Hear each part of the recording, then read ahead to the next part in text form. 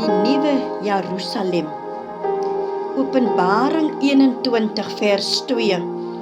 En ek, Johannes, het die heilige stad, die nuwe Jerusalem, sien neerdal van God uit die hemel, toeberei soos 'n bruid wat vir haar man versier is. Ons leef in 'n wêreld van teleurstellings, gemeente. Mense bou huise wat verval. Mense maak planne wat misluk. Regerings kom en gaan. Koninkryke verrys en val. Maar vandag wil ek vir iemand sê, daar is 'n stad wat nooit sal vergaan nie. Daar is 'n plek waar geen begrafnis ooit gehou sal word nie. Daar is 'n plek waar geen hospitaal nodig sal wees nie. Daar is 'n plek waar niemand ooit sal huil nie. Daar is ook 'n plek waar God self die lig sal wees. Daardie plek is die nuwe Jerusalem. Terwyl die wêreld al donkerder word die hemelse stad al nader aan sy voltooiing. Die vraag vanoggend is nie of die nuwe Jerusalem bestaan nie.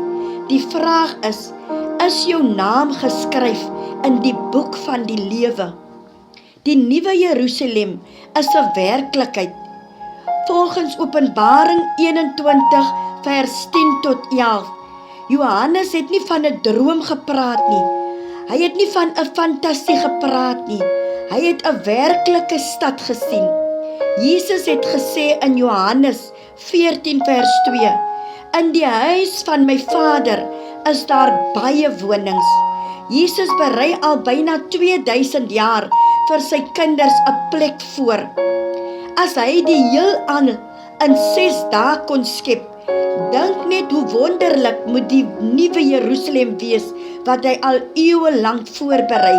Die wêreld sê die hemel is net 'n idee.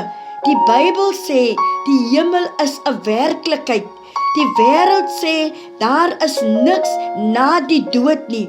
Die Bybel sê daar is ewige lewe vir die kinders van God. Die nuwe Jerusalem is 'n pragtige stad volgens Openbaring 21 vanaf vers 18 tot 21. Die stad se strate is van suiwer goud. Die fondamente is versier met kosbare stene. Die poorte bestaan uit groot parels. God wou vir Johannes wys dat die mooiste dinge op die aarde niks is in vergelyking met wat hy voorberei het nie. Mense spandeer miljoene om paleise te bou, maar die eenvoudigste straat in die hemel is van goud gemaak. Wat God voorberei het, oortref alles wat die mens kan voorstel.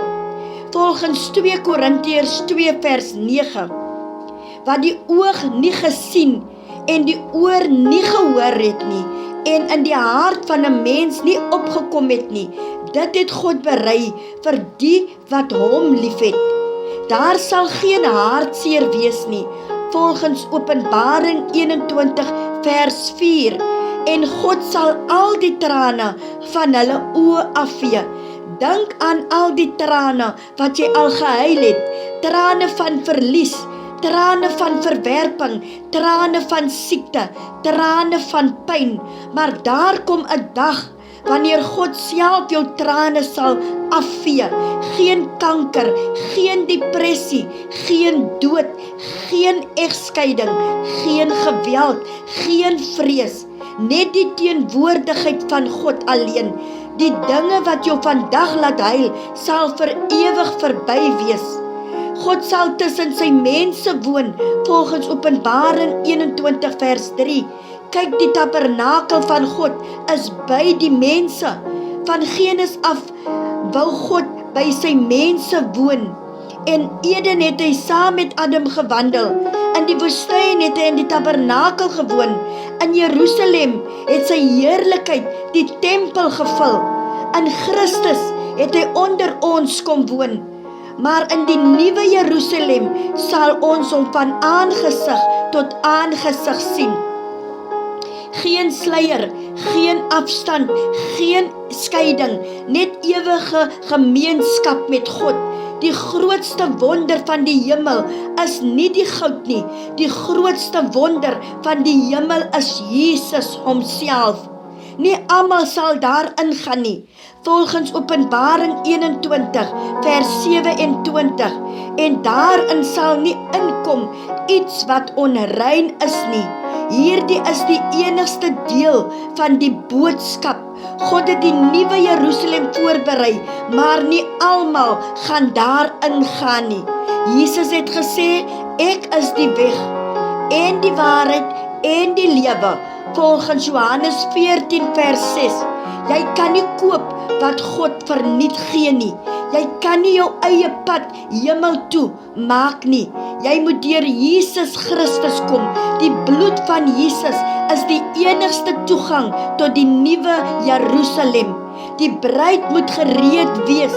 Openbaring 21 vers 2 sê, die stad word beskryf as 'n bruid wat vir haar bruidegom versier is. Die kerk is die bruid van Christus. Die bruidegom kom, die trompet gaan blaas, die Here gaan sy kerk kom haal. Die vraag is jy gereed as Jesus vandag kom? Is jy gereed? Is jou sonde bely? Is jou hart skoon? Leef jy vir Christus?